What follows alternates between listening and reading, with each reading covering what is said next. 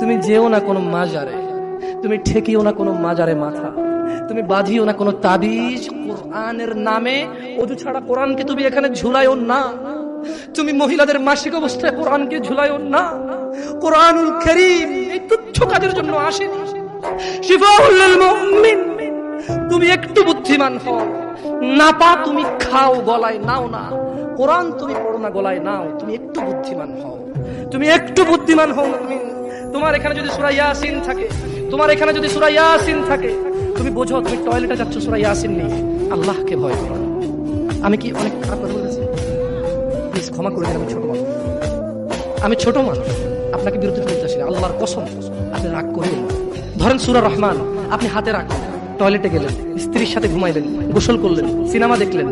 আপনার বউয়ের মাসিক, হায়েদ, নিফাস, টয়লেটে গেল, মিথ্যা কথা বলে, সিনেমা দেখে, গোসল করে, আপনার সাথে ঘুমায়, অন্তরঙ্গ সম্পর্কে জড়িত হয়। ওনার কোমরে পড়ে গেছেন। বলেন কোরআন কি এত তুচ্ছ জিনিস? বলেন এটা কি ন্যায় না অন্যায়? আল্লাহকে ভয় করা উচিত নাকি উচিত না? আল্লাহকে কেমন করে ভয় করা উচিত? হাক্কা তুকাতিহ, যেভাবে ভয় করা উচিত। তুমি যেও না কোনো মাজারে, তুমি ঠেকিও না কোনো মাজারে মাথা, তুমি বাঁধিও না কোনো তাবিজ। কোরআনের নামে ওযু ছাড়া কোরআনকে তুমি এখানে ঝুলাইও না। তুমি মহিলাদের মাসিক অবস্থায় কোরআনকে ঝুলাইও না। কোরআনুল কারীম এই তুচ্ছ কাজের জন্য আসেনি। শিফাউল লিল মুমিন। তুমি একটু বুদ্ধিমান হও। নাপা তুমি খাও, গলায় নাও না।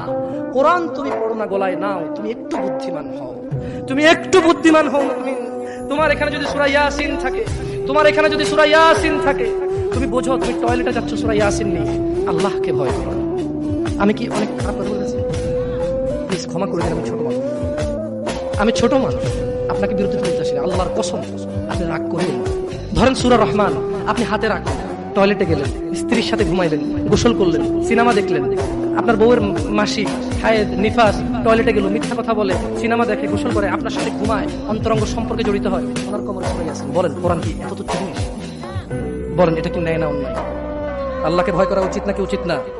আল্লাহকে কেমন করে ভয় করা উচিত? হাক্কা তুকাতিহ, যেভাবে ভয় করা উচিত।